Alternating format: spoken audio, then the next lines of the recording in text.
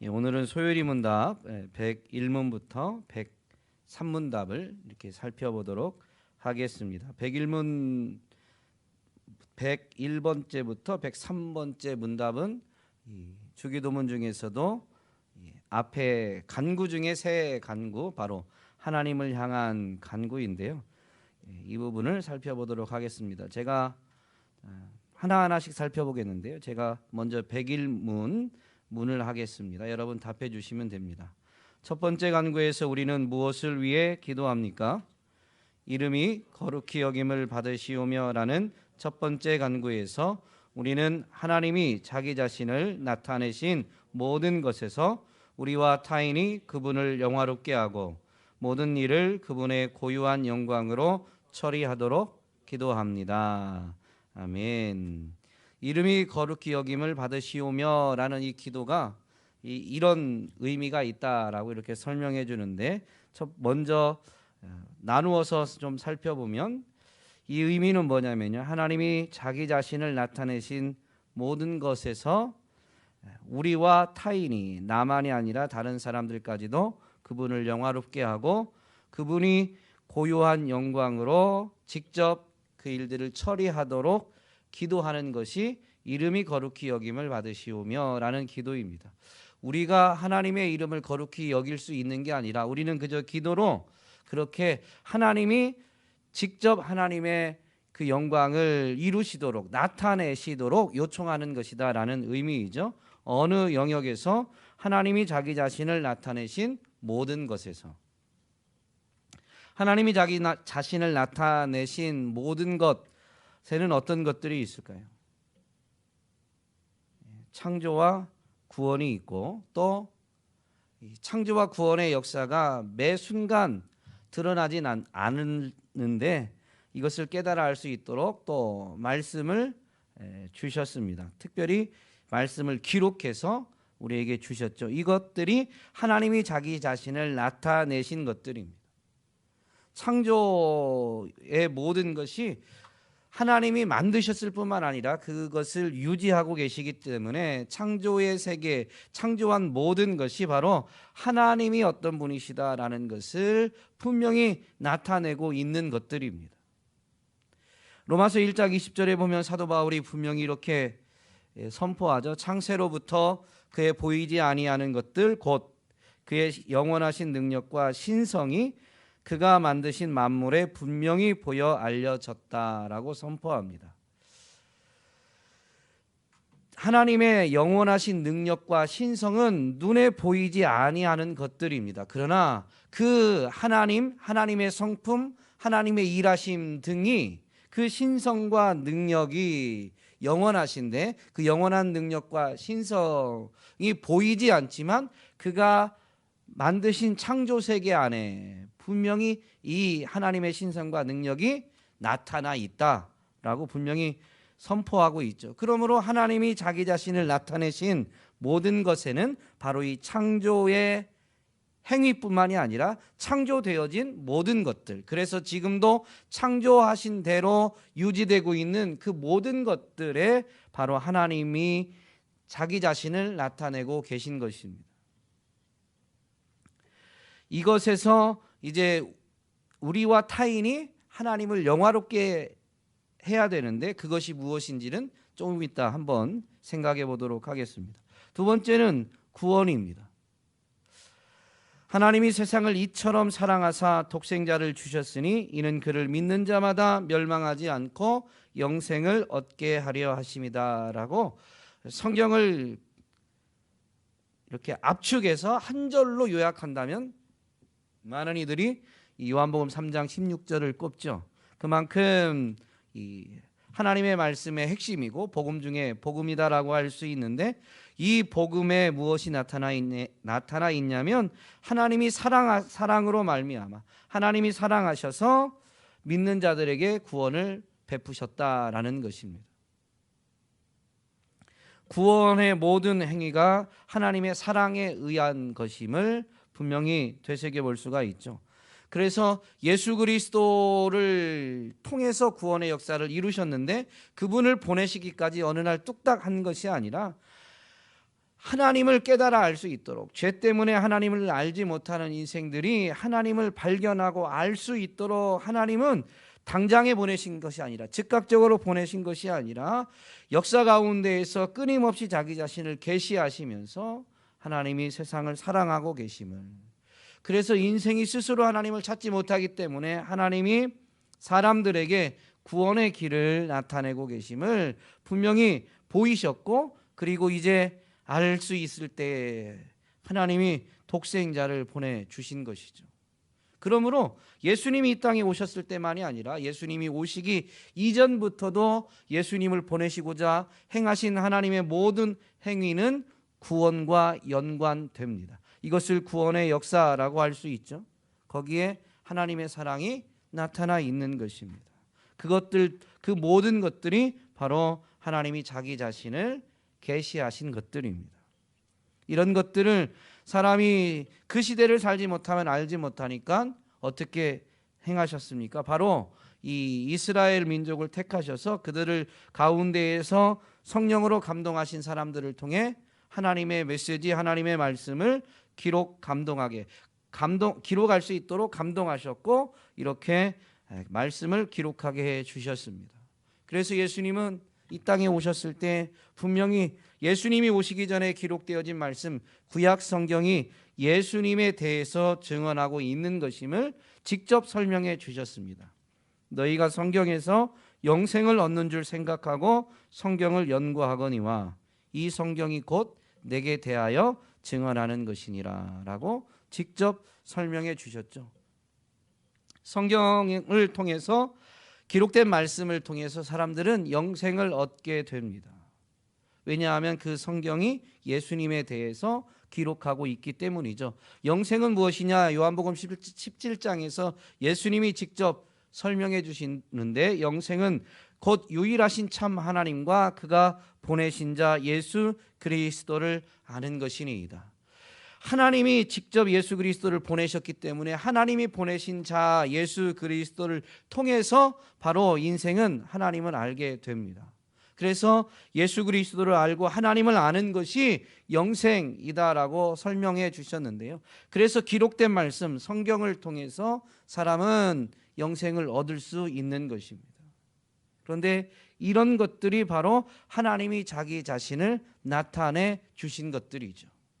그렇다면 이 하나님이 자기 자신을 나타내신 모든 것에서 우리와 타인이 그분을 영화롭게 하는 것은 무엇일까요? 기록된 말씀을 읽을 때 여러분, 하나님을 영화롭게 하는 게 무엇일까요? 하나님이 만드신 세상을 보고, 창조된 세계를 보고 하나님을 영화롭게 하는 것이 무엇일까요? 그가 보내신 자 예수 그리스도, 그분을 믿으면 영생을 얻는다라는 이것을 깨달았을 때, 이것을 알게 되었을 때 우리가 그분을 영화롭게 하는 것은 무엇일까요?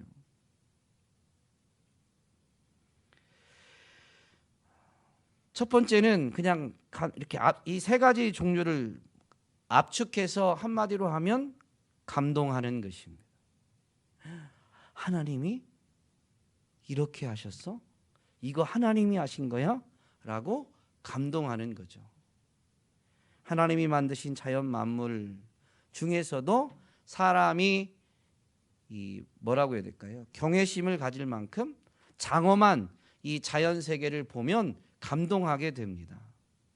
하나님의 위대하심을 반영하고 있는 부분들이기 때문이죠. 그런데 지금 강단 옆에 있는 이런 나무나 요즘 봄이라 꽃도 많이 피고 있는데요. 그냥 집 앞에서 또 이름 모를 그 풀에서 나는 그 꽃 한 송이를 보고도 이 오묘함을 발견하면 하나님이 행하신 것을, 그래서 그것을 통해서 발견하고 감동하면 그것 또한 뭐라고 해야 될까요? 제가 미국 유학 기간 동안 이 나이아가라를 한 번도 못 가봤어요. 그래서 아는 분이 제가 거주하고 있던, 한국에 들어오기 직전에 거주하고 있던 데에서는 차로 직접 운전하면 4시간 반이면 가는 거리여서 옆 동네입니다. 이 정도면 미국에서는 옆 동네. 저는 이제 이사할 때 직접 운전해 가지고 이사했는데 12시간 운전해서 갔습니다. 그러니까 이제 이 정도 운전이 이제 뭐 그냥 하루 운전이 좀 멀리 갔다 정도고 4시간 정도면 그냥 옆 동네 간 것처럼 이야기들을 해요. 그러니까 거기 살면서 나이아가라를 한 번도 보고 오지 않은 사람은 그 이제 칼빈 신학교에 재학 중이던 사람 중엔 저희밖에 없습니다. 그런데 그걸 안타까워한 누가 여행시켜준다고 같이 가자고 했는데 그것도 못했어요. 어쨌든 그 얘기를 하려고 하는 게 아니라요. 그런 나이아가라 폭포를 봐야만 우와 엄청나다, 우와 멋지다 라고 감동하게 되죠. 많은 사람들이 감동해요, 보고 오면. 근데 그것도 하나님이 만드신 거고,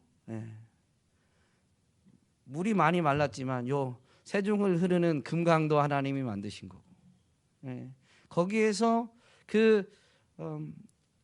이 생명의 신비나 자연의 오묘함을 우리가 발견할 수 있다면 거기에도 감동할 수 있게 됩니다. 어쨌든 첫 번째 하나님이 행하신, 하나님이 자기 자신을 나타내신 것에는요, 피조물과 창조주와의 현격한 차이가 분명히 나타나게 되어 있습니다. 그러므로 피조물인 우리가 보일 수 있는 첫 번째 반응은 감동하는 것이죠. 하나님이 독생자를 보내신 것도 우리를 사랑하셨기 때문이다라는 것을 깨닫는다면 어떻게 돼요? 감동이 되죠. 기록된 말씀을 통해서 우리로 하여금 예수님을 알고 영생을 얻도록 하나님이 이렇게 세심하게 세밀하게 간섭하셨다라는 것을, 우리가 성경이 어떻게 구성되어지고 오늘 우리에게까지 어떻게 전해졌으며 이것이 어떻게 해서 하나님의 말씀으로 일컬어지는지, 그리고 우리는 그래서 그걸 인정하게 되었는지를 되새겨 본다면 성경을 받아들고도 감동이 되죠. 별로 감동 안 하신 표정들로 저를 쳐다보고 계신데요. 처음 예수님을 만났을 때 생각하면요, 이 성경책이 곧 예수님이어가지고 막 성경책, 새 성경책 하나 받아들면 먼지 묻을까, 어디 뭐라고 해야 될까요? 기스날까 이랬는데 언제부턴가 성경책은 후탁으로 바뀌어가지고 좀 우리를 돌아보게 하지만, 어쨌든 이 성경이 하나님의 말씀이다라는 것을 우리가 깨닫고 되새기게 된다면요, 감동하게 되어 있습니다. 창조 세계를 보면서 감동하며, 그래서 하나님의 그 사랑과 은혜, 하나님의 신성과 능력에 이제 감사를 표현하게 될 텐데요. 그리고 나면 그것을 온전히 즐거워할 수 있게 되겠죠. 그리고 우리가 적극적으로 행해야 될 게 뭐냐면 창조의 질서를 따르는 것입니다. 창조의 질서를 따르는 것, 그 질서를 거스르지 않고 질서를 잘 확립하는 것이 바로 하나님이 행하신 이 일에 대한 우리가 적극적인, 우리가 이룰 수 있는 건 아니지만 그것에 우리가 따른다라는 것은 그분의 권위를 그대로 인정하는 것이기 때문에 그분을 영화롭게 하는 것입니다. 구원에 대해서는 우리가 적극적으로 감사하면서 예수 그리스도를 놓치지 않고자, 세상에서는 끊임없이 예수 그리스도를 잊게 만들고 예수 그리스도를 따르지 못하도록 미혹하고 있지만, 그럴 때마다 돌이키면서 어떻게든 예수 그리스도를 붙들고자 하는 것이 바로 하나님을 영화롭게 하는 것입니다. 이번 주일에도 분명히 말씀을 통해 자세히 더 살펴보겠지만요, 구원받고 아무리 거룩하게 되고 경건의 훈련을 너무 잘해서 아무리 다른 사람들이 볼 때 성인으로 인정되어지고 추앙되어진다 할지라도 완벽하지 않습니다. 예수 그리스도가 필요 없는 순간이 단 한순간이라도 있는 사람은 없습니다. 그러므로 완전하지 않아도 예수를 놓치고자 놓치지 않고자 하는 것이 바로 그런 연약한 불완전한 우리를 위해서 구원을 베푸신 하나님을 영화롭게 하는 거예요. 우리가 뭘 대단한 일을 할 때가 아니라요, 예수를 놓치지 않고자 할 때, 그래서 조금 긴 시간 예수를 놓치지 않았다면, 그래서 예수를 붙들고 예수를 따르는 삶을 그래도 다른 기간보다 조금 더 오랜 시간 유지했다면요, 그것이 바로 하나님을 더욱 영화롭게 한 거예요. 그렇다면 기록된 말씀도 마찬가지죠. 왜냐하면 이 말씀을 통해서 하나님과 예수님을 알게 되어지니까요. 여러분, 그 사모하는 마음을 가지고 말씀을 대하고 여기서 어떻게든 예수님을 알고자 한다면, 우리도 제일 위험한 사람이 여러 번 얘기하지만요, 목사예요. 목사. 성경을 가르치고 전하는 일을 맡다 보니까 사람들에게 보이기 위해서 성경을 읽고 연구할 수 있어요. 즉 설교 잘하기 위해서 할 수 있어요. 그것도 필요한 부분입니다. 그것이 다 무의미하다라는 건 아닌데요, 사람에 보이려고 하는 것이 전부면 그것은 뭐라고 표현을 해야 될까요? 어쨌든 하나님을 영화롭게 한 게 아니에요. 자기가 영화롭게 되려고 하는 거죠. 그러나 하나님에 대한, 예수님에 대한 사모함 때문에 사실은 읽어도 이제는 뭔 말인지 모르겠고 그냥 줄거리는 이제 거의 꿰져가지고 조금 신앙생활이 오래되면 창세기 읽으면 이제 몇 장쯤 되면 이제 뭔 얘기 나올 건데, 그냥 이렇게 이제 거의 이 줄거리는 꿰져 있어서, 그런데 그 의미, 거기에서 예수님을, 하나님을 인격적으로 체험하게 되는 것들에 대해서는 너무 둔감해졌을지라도 막 쥐어짜는 거죠. 하나님 알고 싶어서, 예수님 알고 싶어서. 이게 도대체 무슨 의미인가? 스토리는 알고 있지만 이것이 오늘 내게 어떤 의미가 있는가? 하나님이 지금 살아있고 운동력 있는 말씀으로 지금 나한테 무슨 말씀을 하시고자 하는가? 내가 읽는 부분에서 그 살아있고 운동력 있는 말씀, 지금 하나님이 내게 하시고자 하는 말씀이 들려지지 않을 수도 있어요. 그렇다고 해서 하나님이 말씀하시지 않는 건 아니잖아요. 기록된 말씀을 통해서 성령으로 감동하셔서 지금도 여전히 살아있고 운동력 있는 말씀으로 우리를 찾아와 주신다라는 것이죠. 이것은 분명히 바뀌지 않는 진리입니다. 그래서 말씀을 이제는 스토리를 알아도 줄거리 알아도 다시 붙들고 씨름하는 거죠. 그러고 있다면 내가 감동이 되든 이 생동감 있게 아주 레마의 말씀으로 말씀이 깨달아지지 않아도요, 그 사람이 거기서 하나님을 찾고자 하고 발견하고자 한다면 여러분 이미 하나님을 영화롭게 하고 있는 것입니다. 왜냐하면 하나님이 나타내신 모든 것에서 하나님을 만날 수 있다라는 것을, 하나님이 어떤 분이신다라는 것을 내가 체험할 수 있다라는 것을 인정하고 지금 그렇게 대하고 있기 때문에요. 분명히 이것이 하나님을 영화롭게 하는 것이죠. 독생자를 내어주신 그 사랑에 우리가 감동되어지면 어떻게 될까요? 그분을 더욱 사랑하게 되고 그분의 계명대로 이제 이웃을 사랑하게 되죠. 그래서 사도 요한이 서신을 보내면서, 교회의 서신을 보내면서 이렇게 말합니다. 사랑하는 자들아, 우리가 서로 사랑하자. 사랑은 하나님께 속한 것이니 사랑하는 자마다 하나님으로부터 나서 하나님을 알고 사랑하지 아니하면 하나님을 알지 못한다고 말하면서, 사랑하는 자들아, 하나님이 이같이 우리를 사랑하셨은즉 우리도 서로 사랑하는 것이 마땅하니라 라고 교회에 가르칩니다. 여러분, 우리가 누군가를 사랑하게 될 때요, 말씀 때문에 우리가 결단하고 사랑을 행하기로 이렇게 결단하고 실천하려고 하게 되는데, 그 실천할 수 있는 힘이 우리 게 아닙니다. 그게 하나님의 은혜죠. 네. 우리는 누군가를 사랑할 수 있는 존재가 아니에요. 예수님 만나기 전에 우리 모습을 보면, 갓난아기들의 모습을 보면요, 인간은 철저히 자기 중심적 존재입니다.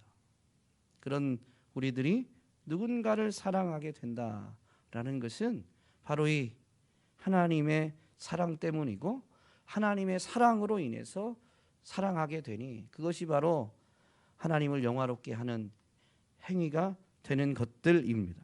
그러므로 우리는 이름이 거룩히 여김을 받으시오며 라고 기도할 때 하나님이 만드신 자연 세계 안에서 그분의 솜씨, 그분의 아름다우심, 그분의 위대하심에 감동하고, 그분이 지금도 통치하시는 이 자연 세계의 질서에 순응하면서 그것을 유지하고 하려고, 그것을 지켜내려고 애쓰는 것이 하나님을 영화롭게 하는 것이고, 구원의 은혜를 입은 자들이니 구원의 소식을 전하면서 주님이 죄인 되었던 우리를 사랑하신 것처럼 우리 또한 원수까지도 사랑하고자 하는, 이것이 안 되지만 그럼에도 불구하고 돌이키면서 이웃을 사랑하고자 하는 것이 바로 하나님을 영화롭게 하는 것입니다. 말씀을 대함으로 인해서 정말로 하나님을 알 수 있다는 그 이유 때문에 말씀을 소중히 여기고 하나님을 알고자 하는 사모함으로 말씀을 더욱 가까이 하면서 레마의 말씀이 들려질 때, 말씀이 깨달아질 때마다 어떻게든 그것을 삶으로 살아내 보고자 몸부림친다면 그 부분에서 우리가 완전함을 이루어서가 아니라 그것 자체로 우리는 하나님을 영화롭게 해드리게 되는 것이죠. 그러면서 이런 설명을 덧붙입니다. 모든 일을 그분의 고유한 영광으로 처리하도록 기도하는 것이다. 이름이 거룩히 여김을 받으시오며 라는 이 표현에는 모든 일을 그분의 고유한 영광으로 처리하도록, 누가요? 그분이, 하나님이 직접 하나님의 영광으로 이 일을 처리하도록, 즉 하나님이 하나님의 뜻대로 하나님의 일을 이루시도록 우리는 그저 기도하는 것이다 라는 것입니다. 말씀을 통해서 구원의 은혜를 체험함으로 인해서, 그리고 만드신 세계를 통해서 하나님이 정하신 질서가, 하나님이 통치하시는 질서가 무엇인지, 그리고 하나님을 사랑하고 이웃을 사랑해야 된다는 것을 체험하고 또 말씀을 통해서 알게 되어질 때에 여러분, 우리는 이것들을 온전히 행할 수 있을까요?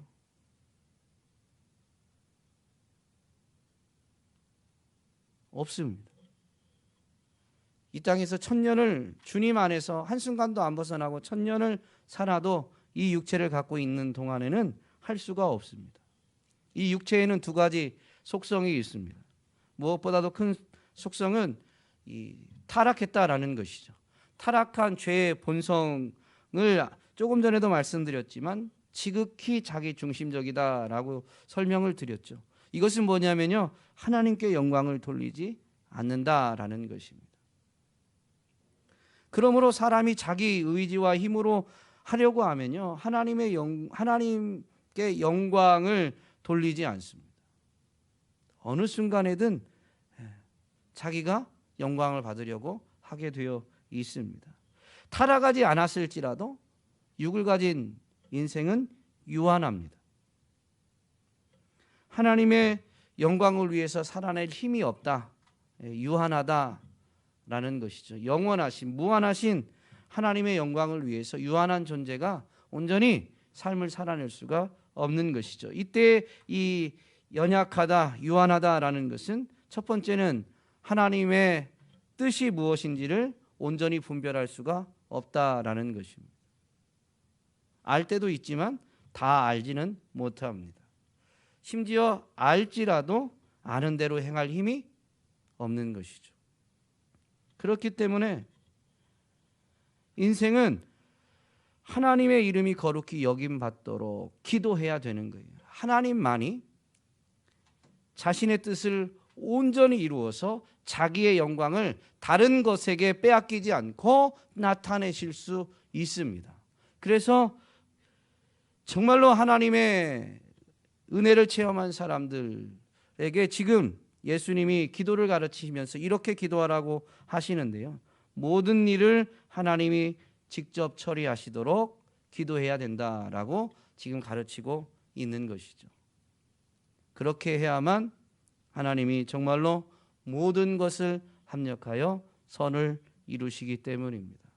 그리고 그 기도하면서 우리는 이제 하나님이 합력하여 선을 이루시는 데에 있어서 한 부분에서 우리가 순종을 통해서 쓰임받게 되는 것이죠. 이 기도가 우리에게 주는 유익이 무엇일까요?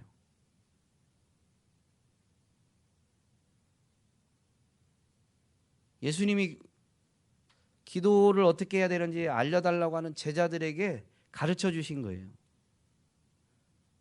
기도가 필요하고 이렇게 기도해야 유익하니까. 이 기도를 통해서 얻는 유익이 뭘까요? 그 일을 우리가 이루고자 한다면 우리는 그 무게에 짓눌려 버리게 됩니다. 이 땅에서도 단체나 어떤 조직의 규모가 크면 클수록 그 단체, 조직의 수장들은 어깨가 무겁다라는 표현을 하죠. 그 자리에서 감당해야 되는 책임이 크다라는 것입니다. 이 기도를 통해서 우리의 한계와 연약함을 분명히 알고 하나님의 영광을 위해서 우리가 할 수 있는 일이 없진 않지만 우리는 하나님의 영광을 온전히 나타낼 수 없다라는 것을 인정함으로 인해서 하나님만이 이 일을 하실 수 있으니 하나님이 직접 이 일을 처리해 주세요라고 하나님께 모든 권한을 돌려드리는 기도입니다. 그러므로 우리는 이 뭐뭐를 해야만 하는 그 의무적인 책임에서 우리는 조금이 아니죠. 우리는 완전한 자유를 누리는 거예요. 순종은 하겠지만 그러나 그것에 대한 책임이 우리에게 있지 않습니다.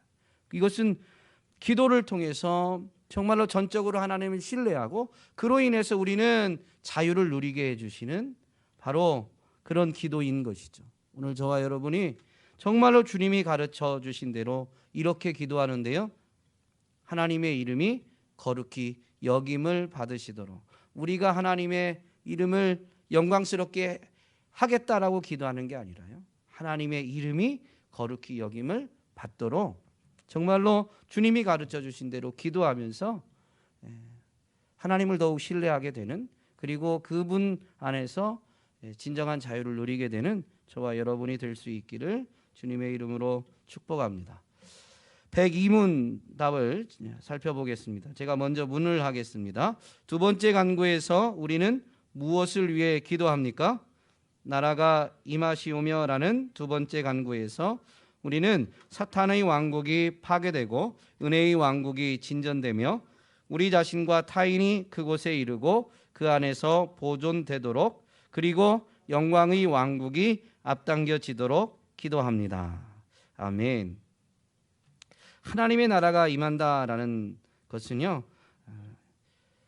이 땅 가운데 임하는 것을 말합니다. 이 하나님을 향해서 기도하는 기도 뜻이 이루어지는 부분을 놓고 보면 하늘에서 이루어진 것처럼 땅에서도 이루어지는 것을 이렇게 기도하게 되는데요, 이 부사구를 전체적으로 적용을 하면 이름이 거룩히 여김 받는 것도 이 땅에서도, 그리고 나라가 임하는 것도 하늘이 하나님의 나라로, 천국을 다른 말로 하면 하나님 나라잖아요. 그렇게 하나님의 나라가 이루어진 것처럼 이 땅에서도 이루어지기를 요청하게 되는 건데요, 이 땅은 사탄이 지배하는 사탄의 왕국입니다. 여기서 소요리 문답, 웨스트민스터 소요리 문답에서는 사탄의 왕국이라는 표현을 쓰게 되는데요, 예수님도 이 세상의 임금이 사탄이다라는 것을 분명히 말씀하셨고, 그 부분에 대해서 이 현대인의 성경에서 번역할 때 요한복음 16장 11절 말씀, 성령이 오시면 이 세상을 책망하게 될 것을 말씀하시는 부분에 보면 심판에 대하여 이제 책망하게 되는데요, 이렇게 번역되어져 있습니다. 심판에 대하여라고 한 것은 이 세상 임금인 사탄이 이미 심판을 받았기 때문이다. 예수님의 말씀이죠. 물론 의역이 포함되어 있지만 이 세상의 임금이 사탄이다라는 것입니다. 예수님이 이 땅에서 사역을 하실 때에도 내가 하나님의 성령을 힘입어 귀신을 쫓아내는 것이면 하나님의 나라가 이미 너희에게 임하였다라고 선포하셨습니다. 그러므로 예수님이 오셔서 성령을 힘입어서 귀신을 쫓아내기 전에 이미 귀신이 다스리고 있는 바로 이 사탄의 왕국이 이 세상임을 분명히 밝혀주신 것이죠. 창조에 하나님이 창조하실 때 사람을 창조하시고 사실은 하나님이 창조하셨기 때문에 모든 세계, 창조 세계, 피조된 세계의 주인은 왕은 하나님이십니다. 그런데 땅, 사람의 영역으로 상징되는 땅을 다스리는 권한을 사람에게 하나님이 허락하시죠. 생육하고 번성하여 땅을 정복하고 다스리라라고 분명히 말씀하셨습니다. 이 땅을 다스리는 이 권한을 위임받은 처음 사람이 사탄의 말에 복종함으로 인해서 사탄의 지배를 받게 됩니다. 그래서 자기에게 주어진 이 권한이 바로 이제 사탄 아래에 이렇게 놓이게 되는 것이고, 그래서 이 세상의 임금이 사탄이 되었다라고 말할 수 있는 것이죠. 물론 그렇다고 해서 하나님이 이 땅에서 일하실 때 사탄의 지배 아래에 있다라는 건 아니지만 하늘로부터 땅을 가르고 이렇게 오시기 때문에 여전히 그분이 역사에 개입하시고 당신의 주권으로 역사를 이끌어 가실 수 있으시지만 사람의 관점에서 보면 이 땅은 이 사탄의 왕국인 것입니다. 하나님의 나라는 예수 그리스도에 의해서 통치되어지는 곳이 바로 하나님의 나라. 예수 그리스도를 통해서 예수 그리스도를 보내신 하나님이 예수 그리스도를 통해서 통치하시는 것이니 하나님이 통치하시는 곳이 곧 하나님의 나라인 것이죠. 구약에서도 하나님의 나라가 이루어지게 되면 어떨 것이다라는 것을 분명히 보여주는데요. 이사야서 11장 말씀 5절부터 보면 이렇게 비유적으로 보여주는데 8절 9절 말씀만 제가 읽어드리겠습니다.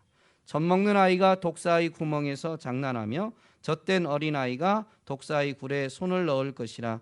내 거룩한 산 모든 곳에서 해됨도 없고 상함도 없을 것이니 이는 물이 바다를 덮음같이 여호와를 아는 지식이 세상에 충만할 것임이니라. 구약에서의 이 알미라는 이 지식은 행함과 분리되지 않는 알미입니다. 아는 대로 그대로 이루어지는 행동이 이루어지는 것을 구약적 사고에서 히브리적 사고에서는 아는 것, 지식으로 일컫게 되죠. 여호와를 아는 지식이 세상에 충만하기 때문에 세상이 이렇게 되어지는 것이 이제 하나님 나라인데요. 어떻게 되냐? 아이가 독사 굴에 손을 넣어도 해를 받지 않죠. 사자와 어린 양이 뛰놀고, 우리 그 주일학교 때 찬양을 이렇게 많이 불렀었잖아요. 그러니까 타락한 이후의 자연 세계에서는 분명히 이 뭐라고 하죠? 그거를 이제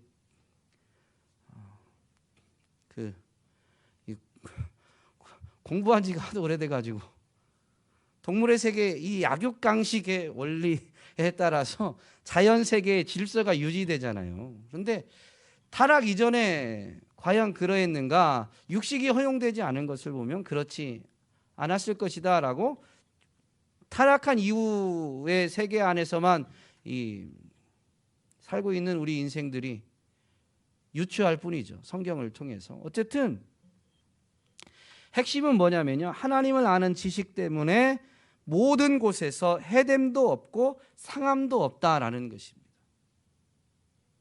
이게 하나님의 나라예요. 계시록에서도 분명히 이 새하늘과 새 땅, 새 예루살렘 성으로 하나님의 나라를 비유해서 말씀해 주시는데요. 계시록 21장 3절 4절 3절 후반부와 4절을 보면 하나님은 친히 그들과 함께 계셔서 모든 눈물을 그 눈에서 닦아주시니 다시는 사망이 없고 애통하는 것이나 곡하는 것이나 아픈 것이 다시 있지 아니하리라 라고 분명히 선언합니다. 왜냐하면 처음 것이 지나갔기 때문에. 타락했던 그 세계, 그것이 지나가고 새하늘과 새 땅이 임하게 되기 때문에 하나님에 의해서 통치되어지는, 구약적 아까 이사야서 말씀대로 하면 하나님을 아는 지식으로 충만하게 되기 때문에 아픈 것, 사망, 슬픈 것이 없는 거예요. 이렇게 서로 해하거나 해함받는 게 없는 거죠. 그것이 바로 하나님의 나라다라는 것을 분명히 밝혀줍니다. 하나님의 나라가 임하기 위해서는 이 땅 가운데 있는 이 사단의 통치, 사단의 왕국이 파괴되어지고 예수 그리스도에 의해서, 이 예수 그리스도에 의해서 오는 그 하나님 나라는 예수님의 대속적 죽음을 통해서 죽음을 받아들인 자들에게만 허락되어지는 이 은혜의 영역이기 때문에 소유리 문답에서는 은혜의 왕국이다라는 표현을 쓰게 됩니다. 하나님의 나라에 대해서. 그 은혜의 왕국이, 하나님의 나라가 임하게 되는 것이죠. 핵심은 하나님의 나라가 분명히 이 땅 가운데 임하였고 완성되어진 하나님의 나라가 결국엔 주님의 재림 때에 이 땅 가운데 임하게 될 것인데요. 그 나라가 임하게 될 때 오늘 나 자신이, 오늘 우리가 또는 다른 누군가가 그곳에 이르지 못하고 그 안에서 보존되지 않는다면 가장 불쌍한 자가 되는 것이죠. 그래서 나라가 임하시오며라는 이 기도는 바로 내가 그 안에 거하기를, 그리고 이미 임한 그 하나님 나라의 안에서 보존되어져서 이 완성되어진 하나님 나라가 임할 때까지 연결되어지고 그 나라에 온전히 거하게 되는, 보존하게 되어지는 것을 구하는 기도입니다. 그러면서 설명을 덧붙이기를 영광의 왕국이 앞당겨지도록, 이 영광의 왕국은 바로 은혜의 왕국은 이미 이 땅에 임한 하나님의 나라를 지칭하는 표현이고, 영광의 왕국은 예수님 재림 때 이루어질 완성된 하나님의 나라를 가리킵니다. 이 완성된 하나님의 나라를 바라본 사람은 이 땅을 살면서 어떻게 할까요? 이 땅에 이미 임한 하나님의 나라를 맛보았기 때문에 그것이 완성되어질 것에 대한 소망과 기대로 충만합니다. 오늘 우리가 그렇게 되기를 원합니다. 요즘 들어 자꾸 그런 생각이 많이 들어요. 너무 인간적인 이 땅의 것 때문에 목회라고 하면서 땅의 것 때문에 고민하고 이렇게 신경 쓰면서요, 이 영광의 왕국에 대한 사모함이 제 안에도 참 없어졌다라는 생각을 갖게 됩니다. 종종 혼자 이렇게 기도하다가 찬양을 부르는데요, 그런 찬양이 제가 이 찬양 부르면 되게 옛날 사람 같아요. 손양원 목사님이 지으신 주님 고대가라고 아세요? 모르세요? 저도 다 몰라요. 그런데 저 개인적으로 저도, 다른 분들도 많이 그러했고 그러하실 텐데, 저도 참 뜨끔하면서도 이렇게 은혜가 되는 구절이 뭐냐면, 먼 하늘 이상한 구름만 떠도 행여 안에 주님 오시는가 해. 근데 이제는 이 비 온 다음에 이렇게 그 깜깜한 하늘을 쫙 가르고 나오는 그 빛, 또는 이 노을도 이제 이 먹구름 사이에 노을이 질 때 보면 막 이렇게 붉잖아요. 세상이 쫙 붉으면서도 그게 이렇게 좀 더 강렬하잖아요. 그런 것을 보면 이렇게 조금 주님 오실 때가 가까웠나, 이런 생각들을 전에는 자연현상을 보고도 했는데요, 이제는 별로 무감각하게 사는 것 같아요. 제가 그렇더라라는 것이죠. 그래서 요즘은 이 주님 고대가 그 부분만, 이 가사가 6절까지인가요? 5절까지인가요? 하여튼 너무 길어가지고 저도 다 암송은 못하는데 종종 이 찬양을 부르고 또 몇 찬양이 이렇게 좀 이렇게 되뇌어지게 됩니다. 이 은혜의 왕국을 체험한 사람은 영광의 왕국이 속히 임하도록 앞당겨지도록 기도하게 됩니다. 주기도문의 이 기도 내용을 그렇게 고백하게 된다라는 것이죠. 사도 바울은 빌립보 교회에 편지하면서 사는 것과 죽는 것 사이에 우리 인생이 끼어 있는 것을 그가 고백하면서 이렇게 이야기합니다. 내가 둘 사이에 끼었으니 차라리 세상을 떠나서 그리스도와 함께 있는 것이 훨씬 더 좋은 일이라. 훨씬 더 좋은 일이라. 여러분, 이게 진정한 고백이 되세요? 아니, 금요 기도에 나오신 분들이라도 답변을 하셔야 되는데. 제 개인의 기도 제목 쓰는 이 패드에 이제 요즘은 앱도 있더라고요. 그래서 이제 뭐 껌껌한 데서도 보니까 패드 안에 뭐 성경이나 이런 것들을 주로 활용하는데 그 기도 앱에도 이제 우리 교회를 위한 기도 제목이 있어요. 이 성령 강림절 맞이 기도 제목이나 이렇게 좀 교회 안에 아직은 오픈하진 않았는데 교회를 위한 기도 제목이 뭐냐면요. 정말로 이 구원의 기쁨이 풍성히 누리는 우리 교회가 되기를 기대하면서 목회하고 있는데 그 중에 하나가 구체적으로 천국 소망과 재림의 신앙으로 우리 성도들이 무장하는 것입니다. 정말로 구원을 받았으면 주님 다시 오심을 더 고대해야 되죠. 이 땅에서 복을 받는 것보다요 그냥 빨리 죽고 내가 죽고자 한다고 죽는 건 아니니까 이런 얘기하면 조금 분위기가 이상해져요. 근데 진짜 이 사도 바울의 고백이 너무 멋지지 않습니까? 차라리 세상을 떠나서 사도 바울 같이 열정적으로 멋지게 복음을 위해서 사는 사람도 뭐라고 말하냐면 차라리 세상을 떠나서 그리스도와 함께 있는 것이 훨씬 더 좋은 일이라. 이게 진정한 저와 여러분의 고백이 되었으면 좋겠고, 그래서 주님이 가르치신 기도로 우리가 기도하게 될 때 그냥 의미 없이 읊조리는 것이 아니라 정말로 은혜의 왕국에 우리가 온전히 거하게 되고 보존되어지며 영광의 왕국이 앞당겨지도록 기도하는 그 의미를 분명히 담아서 기도하는 저와 여러분이 되었으면 좋겠습니다.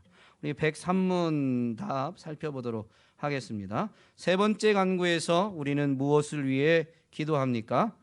뜻이 하늘에서 이루어진 것 같이 땅에서도 이루어지이다라는 세 번째 간구에서 우리는 천사들이 하늘에서 그러는 것처럼 하나님이 그의 은혜로 우리가 모든 일에서 그의 뜻을 기꺼이 그리고 능히 알아 순종하고 복종할 수 있도록 만들어 달라고 기도합니다. 아멘. 모든 일에서 그분의 뜻을 알아서 이제 복종하는 방법은 또 설명을 드립니다. 모든 일에서, 이거에서 하나님의 뜻을 아는 게 아니라요, 모든 일에서 그분의 뜻을 알아서 자발적으로 복종하도록 기도하는 것이 이 세 번째 기도다라는 것인데요. 첫 번째 기도를 생각해 보면 우리는 하나님의 뜻을 다 분별할 수도 없고, 안다고 하나님의 뜻을 깨달았다고 해도 뜻대로 행할 힘이 없어서 먼저 기도하는 건 뭐예요? 하나님의 뜻을 이루셔서 하나님의 영광을 나타내시옵소서라는 그런 기도인 것이죠. 그렇게 기도하는 사람은 어떻게 기도하느냐?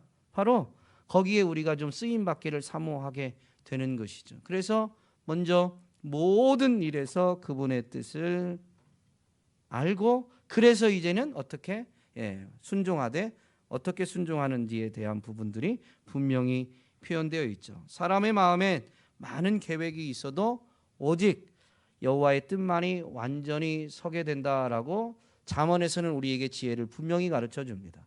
기록된 말씀을 통해서 이 말씀이 진리다라는 것을 안다면요, 모든 일에서 하나님의 뜻을 구하는 것처럼 지혜로운 게 없는 거예요. 내가 아무리 노력하고 애를 써도 하나님의 뜻만이 완전히 서게 되니까, 완전히 세워질 그것을 위해서 처음부터 전력 투구한다면 그게 가장 확실하고 지혜로운 거 아니겠습니까? 그래서 모든 일에서 그의 뜻을 알도록 기도해야 되는 것이죠. 예수님의 겟세마네 동산의 기도는 이걸 우리에게 가장 잘 보여주신 모델적인 기도입니다. 예수님이 십자가를 지시기 전에 이제 겟세마네 동산에서 기도하고자 하시는데 제자들에게 이렇게 먼저 당부하십니다. 내 마음이 매우 고민하여 죽게 되었으니 너희는 여기 머물러 나와 함께 깨어 있으라. 즉 여기 머물러서 나와 함께 기도하자라는 것입니다. 근데 왜요? 예수님이 마음이 매우 고민하여 죽게 되었다. 예수님의 마음이 왜 고민하여 죽게 되었을까요?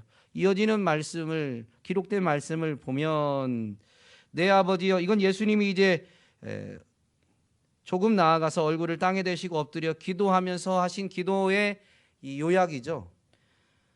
내 아버지여, 만일 할만하시거든 이 잔을 내게서 지나가게 하옵소서. 그러나 나의 원대로 마시옵고 아버지의 원대로 하옵소서. 이게 결국엔 기도의 요약입니다. 그러면 예수님이 왜 매우 고민했냐면요, 이 잔이 지나갔으면 좋겠는데 그건 내 생각인 거고, 어떻게 말하면 완전한 인간이셨던 이 인간의 생각, 육체의 생각인 거죠. 육체의 생각과 성령의 소욕이 서로 충돌하는데 그 충돌 때문에 예수님이 매우 고민하여 죽게 된 것입니다.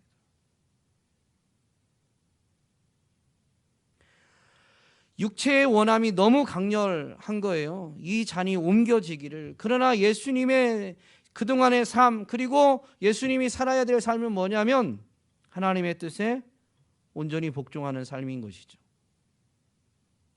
그래서 심히 고민하여 어느 정도로 죽게 될 정도로. 고민을 도대체 얼마나 하면 죽을 지경일까요? 이 육체의 원함과 성령의 원함이 얼마나 강렬한 내적 충돌을 일으키고 있으면 너무 고민해서 죽을 지경이다라고 예수님이 토로할 만큼 그렇게 고민이 되셨을 거예요. 그래서 기도하시는데, 그래서 기도의 마무리를 이렇게 하시게 되는 거죠. 나의 원대로 마옵시고 아버지의 원대로 하옵소서. 땀방울이 핏방울이 되는 것과 같은, 이 표현은 땀에 피가 섞여서 흐른 것이다라고 말할 정도인데요.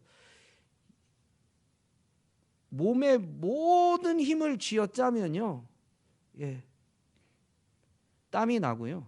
그 한계를 넘으면 모세혈관이 터져서 피가 나온다라고, 땀방울에 피가 섞여 나온다라고 의학적으로는 설명을 하더라고요. 그런 정도다라고 이렇게 이 말씀을 뭐라고 해야 될까요? 자연주의적 관점에서, 즉 인간이 이해할 수 있는 이런 자연현상적 관점에서 해석하는 사람들은 그렇게도 말을 합니다. 어쨌든 뭐가 됐든 정말로 온 힘을 쥐어짜서 그 심히 고민한, 그래서 죽을 지경인 그분이 정말로 여기에 목숨 걸고 기도하신 것입니다. 나의 원대로 마시고 아버지의 원대로 하옵소서. 여러분, 세 번째 기도, 모든 일에서 하나님의 뜻을 알고, 그리고 이제 뒤에 나오는 그분의 뜻에 순종하고 복종할 수 있도록 만들어 달라라는 이 기도는요, 십자가와 같이 뭐라고 해야 될까요?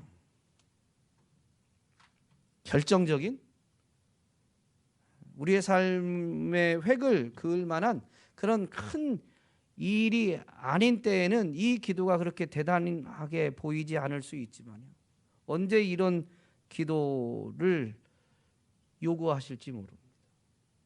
이 기도가 만만한 기도는 아니다. 그래서 어떤 분은 주기도문의 해설을 쓰면서 책 제목을 이렇게 적었어요. 세상에서 가장 위험한 기도, 주기도. 의미를 알면 알수록 그냥 이게 쉽게 내뱉을 수 있는 기도가 아니다라는 것이죠.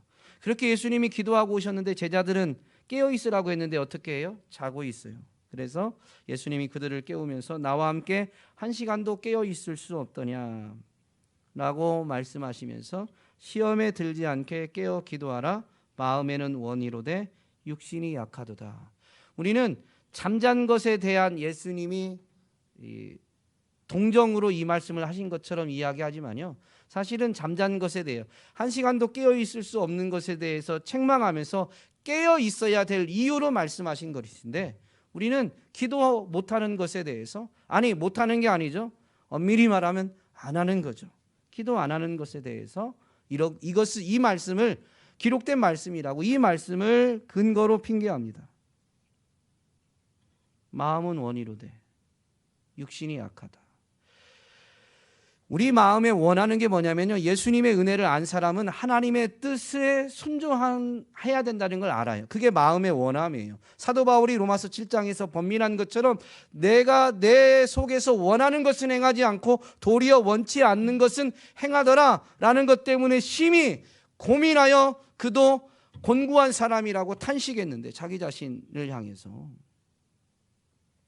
마음에는 원하는데 마음에 원하는 것을 육신이 약하기 때문에 하지 못하니 우리 인생은 뭘 해야 되냐면요, 기도해야 되는 거예요. 적어도 하루에 1시간은 어떻게 하라고요? 깨어 있어라, 기도하라는 거예요. 너희들이 무언가를 꿈꾸고 기대하고 원하는데 그 원하는 것을 행할 수가 없어요. 아무리 올바른 걸 원하고 올바른 걸 알고 그대로 행하고자 할지라도 마음에는 원이지만 육신의 약함 때문에 그 영적인 삶, 믿음의 삶을 살아내지 못하는 거예요. 그래서 예수님이 말씀하신 건데, 우리는 전혀 다른 방향에서 전혀 다른 용도로 이 말씀을 활용합니다. 육신이 약하기 때문에, 연약하기 때문에 하나님의 뜻을 알기 위해서, 그리고 깨닫게 된 하나님의 뜻에 순종, 나아가 복종하기 위해서 기도해야 되는 것입니다. 기도하면 어떻게 될까요? 뒤에 부분이 되는 거예요. 그래서 기도하라는 거죠. 그의 뜻을 기꺼이 그리고 능히 알아 순종하고 복종할 수 있도록 만들어 달라고 기도하는 겁니다. 이걸 위해 기도하는 거예요. 기도해야 이렇게 되는 거예요. 기도해야 하나님의 뜻을 알고 깨닫게 된 하나님의 뜻에 기꺼이 그리고 능히 순종하고 복종할 수 있는 힘을 위로부터 공급받는 거예요. 우리 힘으로 하는 게 아닙니다.